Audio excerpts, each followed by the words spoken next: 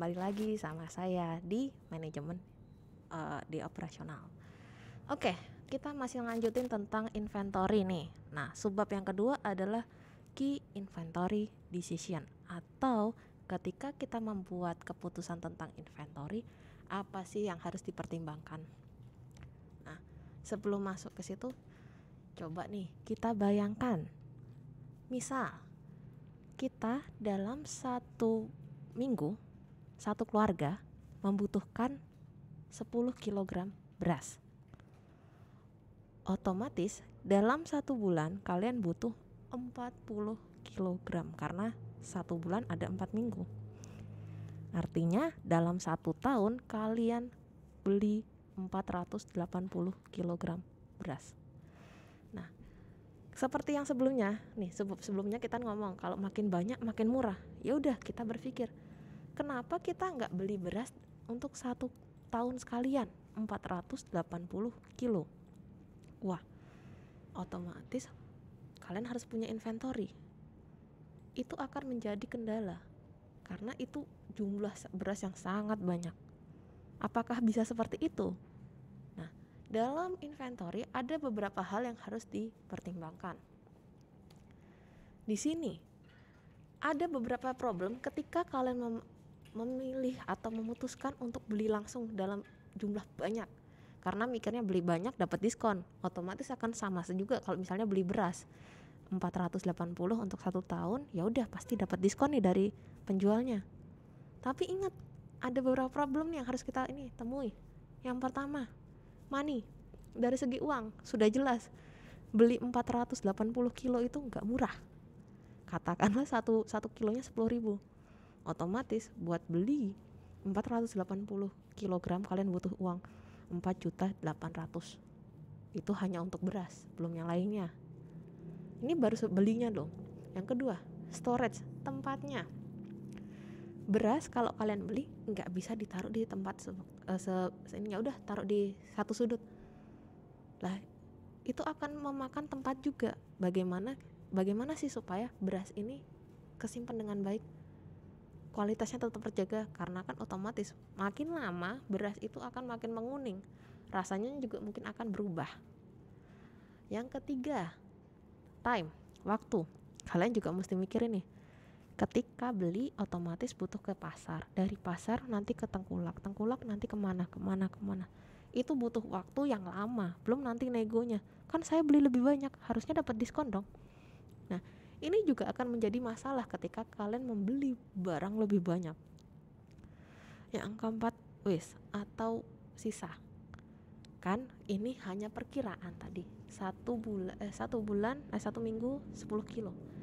Bisa saja dalam satu minggu ada lebih berkurang nih, cuma 5 kilo.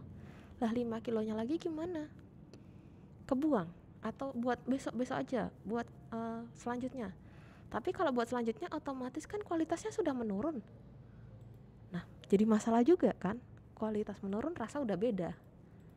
Oke, bagi kalian nggak masalah, tapi ada sebagian orang ketika rasa sudah turun mereka tidak mau memakannya. Mau nggak mau ya dibuang. Yang kelima, shipping, atau gimana sih cara nganterin tuh beras dari tempat penjual ke rumah kalian. Mau pakai mobil pribadi, loh nggak cukup 480 kilo itu banyak banget. Atau mau nyewa pickup, dana lagi, biaya lagi. Atau mau minta dianterin, nah dianterin siapa, diambil siapa, diangkut.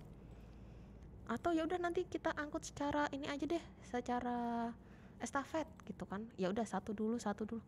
Otomatis kalian butuh waktu lebih banyak, dana lebih banyak. Masalah lagi nih shipping nih, untuk cuman perkara naruh beras dari penjual ke rumah. Yang terakhir, rotten atau rusak. Yang saya katakan tadi, semakin lama disimpan otomatis kualitasnya makin turun. Semakin turun, rasa semakin berubah. Kalau misalnya ini malah rusak, nanti kutuan segala macam. Nah, inilah yang biasanya akan menjadi problem ketika kita mau memutuskan beli inventory sebanyak apa. Jadi ketika kalian memutuskan untuk inventory, ingat harus ada pertanyaan-pertanyaan yang ada di benak kalian, atau yang pikir oke, kita mau beli barang, kita masukin inventory, ada beberapa pertanyaan yang harus paling nggak terlintas di pikiran kalian. Apa sih? Berapa? Yang pertama, biasanya uang yang kalian keluarkan dari kalian itu butuh berapa? Itu yang harus pertama kali kalian pikirkan. Jangan sampai ya udah kita beli yang banyak aja deh, tapi kalian tidak berpikir dana kalian itu cukup atau tidak. Kalian over budgeting atau enggak? Kalau over kan otomatis, oh ternyata harganya lebih dari budget saya ya. Gimana nih? Ambil uang cadangan, pinjam dari orang, lah malah nyusahin diri kalian sendiri. Jadi ketika memilih sebuah keputusan inventory, pastikan dana yang kalian punya itu berapa, yang dari kalian sendiri, dari kantong kalian lah, gampangnya gitu.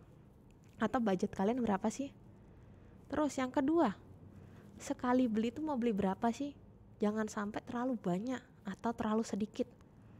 Terlalu banyak bikin barang rusak, atau kalau misalnya kelamaan menurunkan kualitasnya. Terlalu sedikit otomatis nanti kalau misalnya kalian butuh nggak ada barangnya, susah juga. Nah ini juga mesti jadi pertanyaan kalian nih ketika kalian memutuskan gimana sih supaya inventory yang bagus atau tidak. Yang ketiga, seberapa sering kita harus beli? Oh tadi kan 1 tahun katakanlah 480 kilo. Oke, kita beli berapa kali ya dalam setahun? Apakah tiap 2 bulan? Apakah tiap 1 bulan? Atau tiap 2 minggu? Nah ini juga harus diperhatikan. Karena apa? Karena kaitannya nanti nih sebab selanjutnya tentang yang adanya dana-dana yang harus kalian keluarkan. Nah kalian juga harus mikir, oh oke, semakin banyak, semakin sering otomatis dananya akan makin banyak atau biayanya. Yang terakhir, gimana sih cara aku nge-shipnya atau gimana aku ngirimin. Nah tadi kayak kita perumpamaan beras, cuman perkara mau naruh beras dari penjual ke rumah, itu kita mesti pikirkan juga. Sama halnya ketika kalian pesan barang-barang lainnya.